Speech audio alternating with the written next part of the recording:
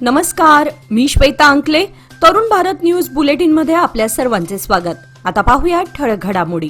Belgaum club road परिसरात बिबट्याचा वावर असल्याच्या चर्चेला अखेर पूर्णविराम मिळाला असून या परिसरात दिसलेला प्राणी बिबट्या नसून रानमांजर असल्याचं स्पष्ट झालंय. वन खात्याच्या अधिकाऱ्यांनी गुरुवारी सायंकाळी यासंबंधी माहिती दिली.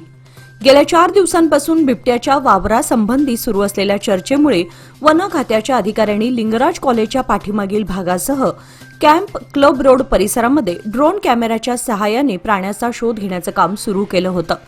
काही ठिकाणी कॅमेरा ट्रॅप बसवण्यात आले होते आणि एका कॅमेऱ्यात कैद झालेल्या फोटोमुळे या परिसरात वावरणारा प्राणी हा बिबट्या नसून रानमांजर असल्याचं स्पष्ट झालं आहे. मात्र रानमांजराचा फोटो सापडला असला तरी संपूर्ण परिसरावर वन विभागाकडून खबरदारी म्हणून अधिक लक्ष ठेवलं जाणार असल्याचे अधिकाऱ्यांनी सांगितले. उत्तर कन्नड जिल्ह्यातील हल्याळ दांडेली रस्त्यावर केसरहळ्ळी क्रॉसजवळ भीषण अपघात झाला. क्रुझर वाहन आणि एर्टिगा कार यांच्या समोरासमोर धडक होऊन एका व्यक्तीचा जागीच मृत्यू झाला. दांडेलीहून हल्याळकडे येत असलेली महाराष्ट्र पासिंगची एर्टिगा कार समोरून येणाऱ्या क्रुझर वाहनाला धडकली अशी प्राथमिक माहिती आहे. अपघाताची तीव्रता इतकी होती की क्रुझरमधील एक जण जागीच ठार झाला तर इतर काही जण किरकोळ जखमी झाले आहेत. घटनेची माहिती मिळताच हल्याळ पोलिसांनी घटनास्थळी धाव घेऊन पंचनामा केला असून पुढील तपास सुरू आहे. मृतदेह हल्याळ येथील शासकीय रुग्णालयामध्ये शवविच्छेदनासाठी पाठवण्यात आला आहे. अपघाताचं नेमकं कारण अद्याप स्पष्ट झालं नसून पोलिसांकडून सखोल चौकशी सुरू आहे. बेळगाव महानगरपालिकेतील प्रलंबित प्रश्न, रखडलेली विकास कामे आणि अनधिकृत बांधकामाच्या मुद्द्यावर सामाजिक कार्यकर्त्यांनी प्रशासनाला धारेवर धरले. सर्वेक्षण क्रमांक 677, 678, 686-1, 686-2, 696-1, 697-2, 698-1 आणि 698-2 मधील बांधकाम परवानग्यांबाबत 21 जानेवारी 2019 रोजी देण्यात आलेल्या स्थायी समितीचा आदेश रद्द करण्याचे निर्देश नगर विकास विभागाने दिले असतानाही त्यावर अद्याप ठोस कार्यवाही झालेली नाही असा आरोप करण्यात आला. तसेच जय किसान भाजी मार्केटची परवानगी रद्द होऊन 9 महिने उलटूनही बाजार सुरू असल्यानं एपीएमसी भाजी मार्केट असोसिएशनने तातडीने कारवाईची मागणी केली आहे. स्मार्ट सिटी प्रकल्पासाठी मंजूर 135 कोटींपैकी केवळ 75 कोटी रुपये प्राप्त झाले असून उर्वरित निधीसाठी महानगरपालिकेने 20% हिस्सा 31 मार्चपूर्वी जमा न केल्यास केंद्राचा निधी परत जाण्याची भीती व्यक्त करण्यात आली. या सर्व मुद्द्यांवर तातडीने तोडगा काढावा, अन्यथा तीव्र आंदोलन छेडण्यात येईल असा इशारा आंदोलकांनी दिला. बेळगाव शहरातल्या काकती येथील शास्त्री रोडवर पिसाळलेल्या कुत्र्याने 7 ते 8 जणांना चावा दिल्याची घटना घडली आहे. समाजसेवक गजानन गव्हाणे व सुनीता गव्हाणे यांनी ग्रामपंचायतीच्या पीडीओ रेवती शिंगे व अरुण नाथबुवा यांना याची माहिती दिली. त्यानंतर ग्रामपंचायत कर्मचारी आणि स्थानिक तरुणांच्या मदतीने कुत्र्याला पकडण्यात यश आले. काकतीमध्ये भटक्या कुत्र्यांची संख्या दिवसेंदिवस वाढत असल्यानं ज्येष्ठ नागरिक, लहान मुले आणि महिलांसाठी सुरक्षिततेचा प्रश्न निर्माण झाला आहे. यापूर्वीही गजानन गव्हाणे यांनी ग्रामपंचायत, फॉरेस्ट ऑफिसर आणि जिल्हाधिकारी यांना निवेदनाद्वारे उपाययोजना करण्याची विनंती केली होती, परंतु अद्याप ठोस उपाय झालेले नाहीत.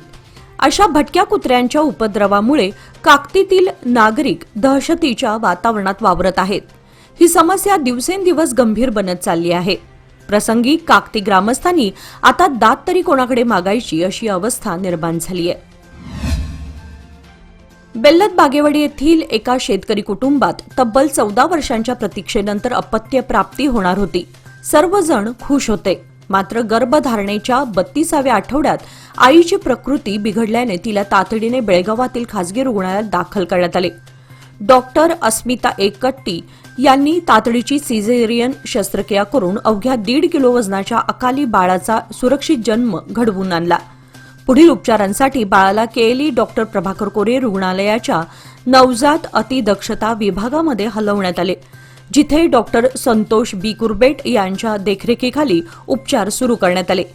तपासणीमध्ये giant cystic meconium peritonitis with jejunal atresia हा दुर्मिळ आजार म्हणजे सुमारे 35,000 जन्मांपैकी एक असल्याचं निष्पन्न झालंय आणि तातडीची गुंतागुंतीच्या शस्त्रक्रियेद्वारे सिस्ट काढून आतड्यांची दुरुस्ती करण्यात आली.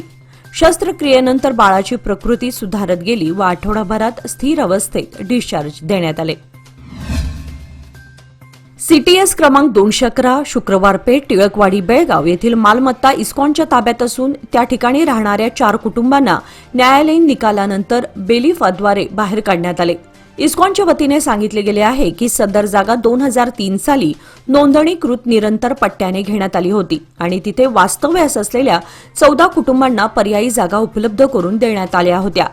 मात्र बिरजे, धमुने आणि पिंपरे या 3 कुटुंबांनी स्थलांतरास नकार दिल्याने न्यायालयाने EP 144, 145, 146 व 147 आदेशाद्वारे घरे मोकळी करण्याचे निर्देश दिले गेले. दरम्यान 4ही कुटुंबांनी न्यायालयीन अपील केलं होतं, परंतु ती फेटाळली गेली आणि जागा इस्कॉनच्या ताब्यात देण्यात आली. इस्कॉनच्या वतीने नागरिकांना आवाहन केले आहे की या संदर्भात प्रसारित होणाऱ्या खोट्या बातम्यांवर विश्वास ठेवू नये. बेळगाव तालुक्यातील धामणे कुरबरहट्टी येथील सरकारी मराठी प्राथमिक शाळेमध्ये शिक्षकांच्या कमतरतेकडे दुर्लक्ष होत असल्याच्या निषेधात विद्यार्थी व पालकांनी शुक्रवारी सकाळी शाळेसमोर आंदोलन केले. इयत्ता 1ली ते 5वी पर्यंत वर्ग असलेल्या या शाळेमध्ये 27 विद्यार्थ्यांसाठी मराठी व कन्नड विषयाचे केवळ 2 शिक्षक कार्यरत असून त्यांना अध्यापनासोबत प्रशासकीय कामांचा ताण सहन करावा लागतो. 1.5 वर्षांपासून शाळा व्यवस्थापन समितीने अतिरिक्त शिक्षकांची मागणी करूनही शिक्षण विभागाकडून कोणतीही ठोस कार्यवाही झालेली नाही असा आरोप करण्यात आला. गट शिक्षणाधिकाऱ्यांनी भेटीदरम्यान अतिरिक्त शिक्षक देण्याचे आश्वासन दिले होते, मात्र त्याची पूर्तता न झाल्याने पालकांमध्ये तीव्र नाराजी पसरली आहे. अतिरिक्त शिक्षकाची नियुक्ती होईपर्यंत किमान सोमवारपर्यंत शाळेला टाळे ठोकून बंद ठेवण्याचा निर्णय SDMCने घेतला आहे. इन्व्हेस्टमेंट अशीच करणार ज्याने माझी हार्टबीट खूप अशी नाही होणार आणि म्हणून एक पार्ट FD मध्ये नक्की इन्व्हेस्ट करणार, कारण FD आहे तर स्टडी आहे. लोकमान्य FD सोबत मिळवा best interest rate. Lokmanya FD आहे तर स्टडी आहे. बेळगाव शहराजवळील मच्छे गावामध्ये क्रांतीवीर संगोळी रायण्णा यांच्या पुतळ्यावर अज्ञात व्यक्तींनी संशयास्पद पदार्थ टाकल्याची घटना गुरुवारी रात्री उघडकीस आली असून त्यामुळे परिसरात काही काळ तणावाचं वातावरण निर्माण झालं.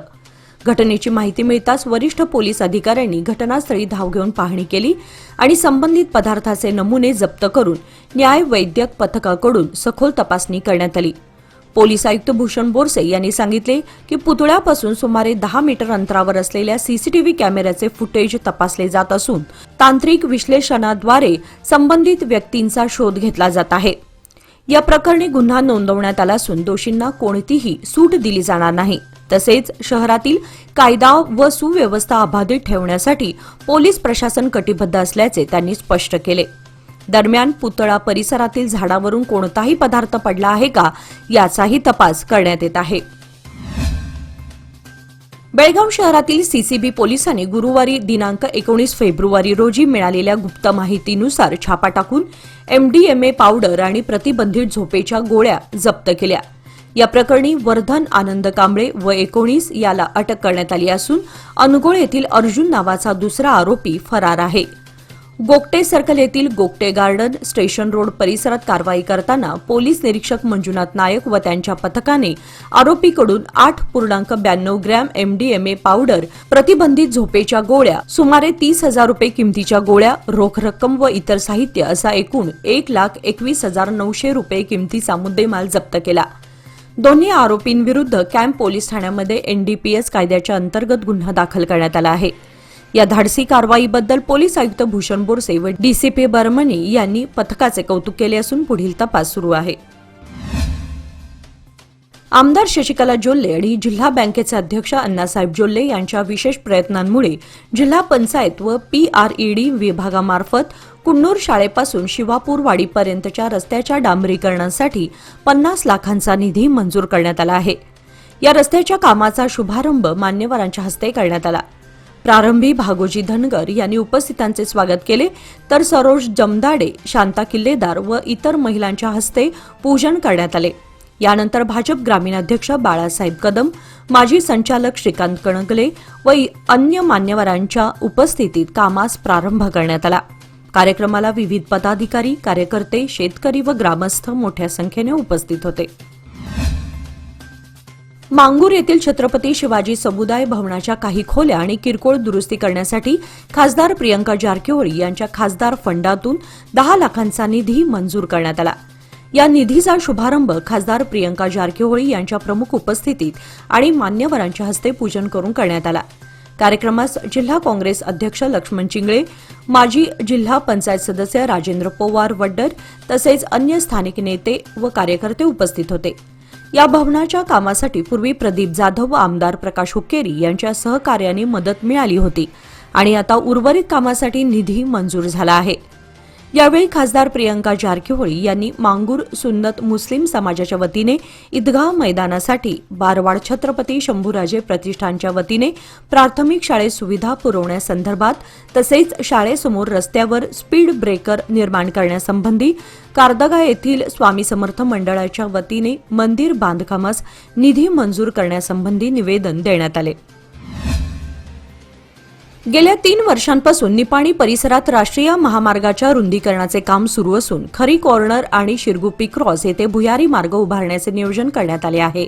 मात्र शिरगुप्पी क्रॉस येथील नियोजित भुयारी मार्ग सुमारे 50 ते 100 मीटर अंतरावर हलवण्याचा प्रयत्न होत असल्याच्या पार्श्वभूमीवर स्थानिक नागरिकांनी गुरुवारी आंदोलन छेडले. या बदलामुळे शिरगुप्पी, बुदलमुख, पांगिरे बी, शेंदूर, गोंदीकोप्पी तसेच सीबीएसई स्कूल व न्यू हुडको कॉलनी परिसरातील नागरिक व विद्यार्थ्यांची गैरसोय होणार असल्याची भूमिका ग्रामस्थांनी मांडली. नागरिकांच्या ठाम भूमिकेनंतर कंत्राटदार कंपनीने मूळ नियोजनानुसार शिरगुप्पी क्रॉस येथे 4.5 मीटर रुंद व 13.5 मीटर उंचीचा उड्डाणपूल व भुयारी मार्ग उभारण्याचे मान्य केले. येत्या 2 दिवसात कामास सुरुवात करण्याचे आश्वासन देण्यात आले असून आंदोलनाला यश मिळाल्याची प्रतिक्रिया नागरिकांनी व्यक्त केली. आमदार शशिकला जोल्ले आणि माजी खासदार अण्णासाहेब जोल्ले यांनी राज्यातील काँग्रेस सरकारवर केलेल्या भ्रष्टाचाराच्या आरोपांवर माजी नगराध्यक्ष विलास गाडीवड्डर यांनी जोरदार पलटवार केला आहे. काँग्रेसच्या पाठिंब्यामुळे जिल्हा बँकेचे अध्यक्षपद मिळाल्याचा विसर पडला आहे का, असा सवाल करत काँग्रेस सरकार भ्रष्ट असेल तर आधी जिल्हा बँक अध्यक्षपदाचा राजीनामा द्यावा आणि काँग्रेससोबतची युती तोडावी, असे त्यांनी पत्रकार परिषदेत सांगितले. गोकाक महालक्ष्मी यात्रेसाठी 40 कोटी रुपयांचे विशेष अनुदान मिळाले, मात्र निपाणी महालक्ष्मी यात्रेसाठी 1 रुपयाचेही अनुदान आणण्यात आले नाही, अशी टीकाही त्यांनी केली. निपाणीतील घरकुल प्रकल्प आपल्या प्रयत्नांमुळे मंजूर झाल्याचा दावा करत 2052 घरकुलांना मंजुरी मिळवून दिली असून त्याचे श्रेय घेण्याचा प्रयत्न अयोग्य असल्याचं त्यांनी स्पष्ट केलं. यावेळी माजी उपनगराध्यक्ष बाळासाहेब देसाई सरकार, डॉक्टर जसराज गिरे आणि संभाजी गायकवाड आदी उपस्थित होते. निपाणी तालुक्यात सध्या उन्हाचं प्रमाण वाढलं असून पावसाची अजूनही प्रतीक्षा आहे, ज्यामुळे भूजल पातळी सतत खालावत चालली आहे. या पार्श्वभूमीवर तहसीलदार सुरेश मुंजे यांनी तालुक्यातील ग्रामपंचायत पीडीओंसोबत दुष्काळपूर्व नियोजन बैठक घेतली आणि गाव पातळीवर अधिकाऱ्यांनी सतर्क राहण्याचे आदेश दिले. त्यांनी सांगितले की ज्या गावांमध्ये पाण्याची तीव्र समस्या आहे तिथे टँकरची गरज असल्यास आधीच मागणी नोंदवावी. तसेच काळंबावाडी धरणातून वेळापत्रकानुसार पाणी पुरवठा सुनिश्चित करावा. बैठकीदरम्यान पीडीओ, तलाठी आणि इतर सरकारी कर्मचाऱ्यांना गावांमध्ये पाणी आणि चाऱ्याची टंचाई रोखण्यासाठी योग्य समन्वय राखण्याचे मार्गदर्शन करण्यात आले. तहसीलदारांनी दुष्काळाच्या झळा ग्रामस्थ आणि जनावरांना जाणवू नयेत यासाठी तातडीने आणि कार्यक्षम उपाययोजना करण्याची सूचना केली. याचबरोबर आजचे बातमीपत्र इथे संपले.